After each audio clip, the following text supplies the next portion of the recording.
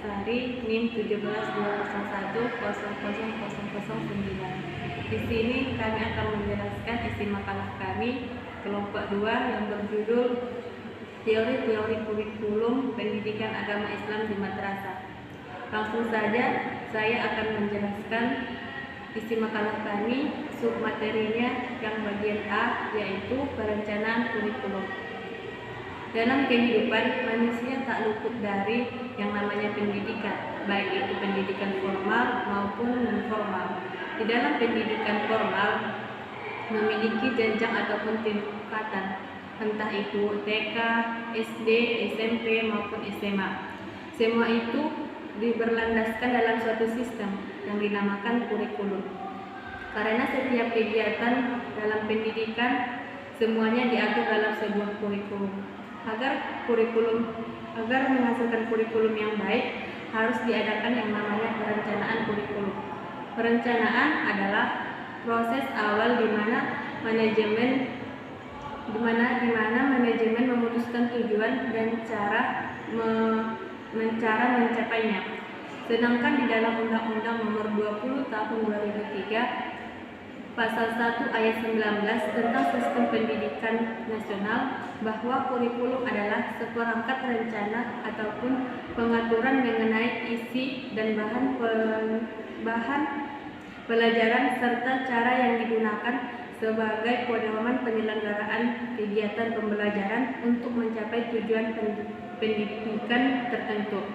Dari pengertian perencanaan dan kurikulum tadi, maka dapat disimpulkan bahwa perencanaan kurikulum adalah proses mengumpulkan, menyortir, menyeimbangkan, memilih, dan mensintesis informasi yang relevan dan berbagai sumber untuk merancang pengalaman yang akan membantu peserta didik dalam mencapai tujuan kurikulum. Kemudian perencanaan kurikulum ini memiliki 6 prinsip. Yang pertama, fokus kepada pengalaman belajar siswa. Yang kedua, mencakup isi dan proses.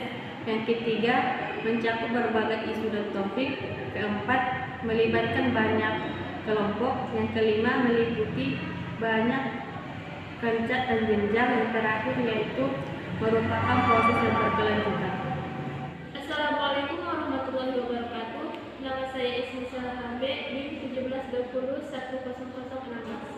Di sini saya akan melanjutkan pembahasan materi dari saudara Rizky Sari, yaitu bagian B. Kurikulum fungsi esensial. Sebuah kurikulum yang terancang dengan baik pasti memiliki beberapa komponen-komponen penyusun supaya terbentuknya kurikulum yang sistematis. Dalam bukunya, Menerbuk berpendapat bahwa ada 3 komponen kurikulum. Yang pertama, tujuan pembelajaran, isi pembelajaran, dan pengalaman belajar. Sedangkan menurut Olgase Al-Musabe, komponen kurikulum terbagi atas 4 poin. Yang pertama, tujuan kurikulum, isi kurikulum, pengalaman kurikulum, dan evaluasi kurikulum. Selanjutnya bagian C yaitu pengalaman belajar.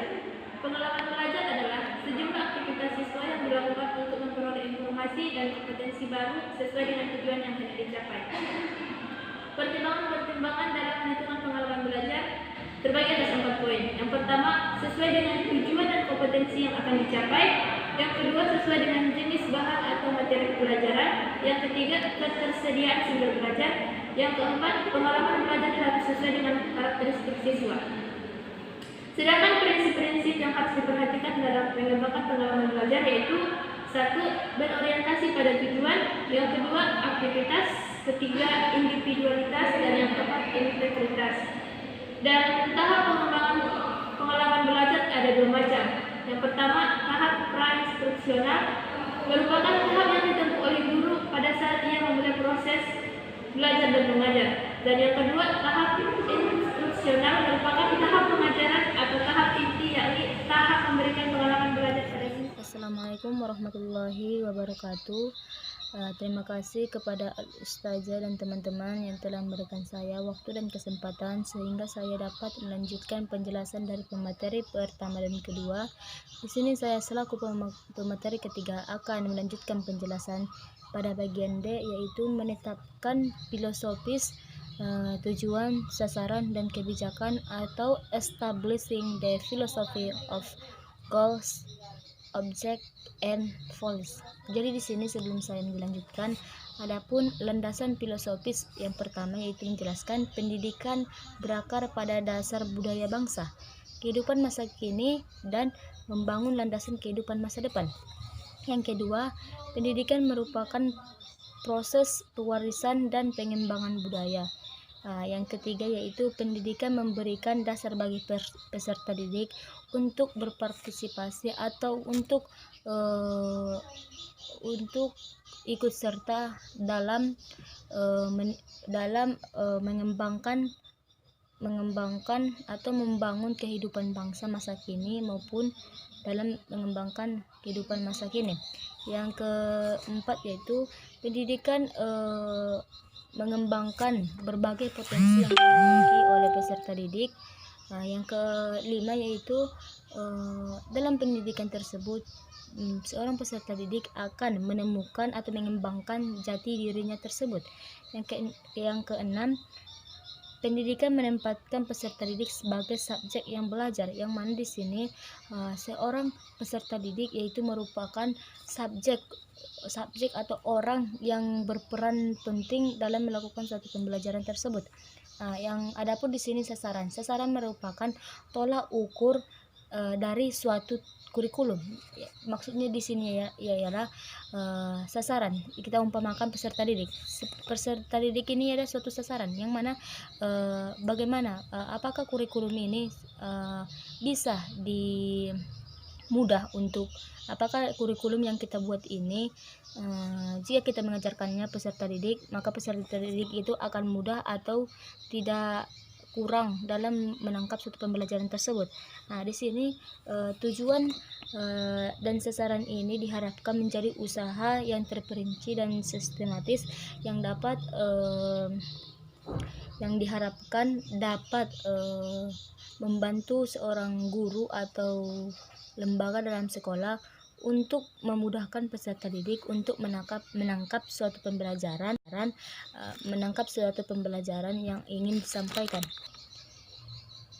Seperti yang kita ketahui bahwasanya di sini kebijakan kurikulum 2013 ini yaitu di sini bertujuan untuk melengkapi dan menyempurnakan berbagai kekurangan yang ada pada kurikulum sebelumnya. Jadi di sini perlu kita ketahui bahwasanya kurikulum ini perlu ditinjau apakah kurikulum ini layak atau mudah untuk diterapkan bagi peserta didik, sehingga jika kurikulum yang kita gunakan sebelumnya tidak berjalan dengan mulus, maka kita bisa mengganti kurikulum yang lain. Jadi di sini kita harus mengetahui tujuan dari pendidikan yang nasional ini berfungsi untuk mengembangkan kemampuan dan membentuk watak serta peradaban bangsa yang bermartabat dalam rangka mencerdaskan kehidupan bangsa, bertujuan untuk berkembangnya potensi peserta didik agar menjadi manusia yang beriman dan bertakwa terhadap Tuhan Yang Maha Esa, berakhlak mulia, sehat, berilmu, cakap, kreatif, mandiri, dan menjadi warga negara yang demokratis serta bertanggung jawab. Jadi di sini kurikulum itu harus bisa mewujudkan atau berperan penting dalam mewujudkan fungsi atau tujuan dari pendidikan nasional. Jadi di sini perlu kita ketahui bahwasanya kurikulum sangat berperan penting dalam suatu lembaga pendidikan dimanapun itu berada. Karena perlu kita ketahui kurikulum 2013 yang itu bertujuan untuk melengkapi dan menyempurnakan berbagai kekurangan yang ada pada kurikulum sebelumnya, yang mana kita ketahui setiap kurikulum itu tidak akan bertahan lama jika kurikulum tersebut tidak dapat atau tidak mudah untuk